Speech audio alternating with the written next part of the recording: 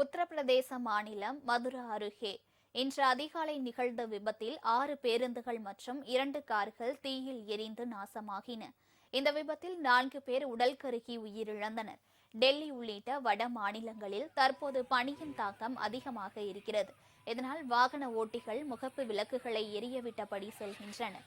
இந்த சூழலில் மதுரா அருகே விரைவு சாலையில் சென்று கொண்டிருந்த வாகனங்கள் அடுத்தடுத்து மோதிக்கொண்டன. முதலில் ஒரு பேருந்தில் பற்றிய தீ பின்னால் வந்த வாகனங்களுக்கும் பரவியது. இதில் மொத்தம் 6 பேருந்துகள் 2 கார்கள் எரிந்து நாசமாகின.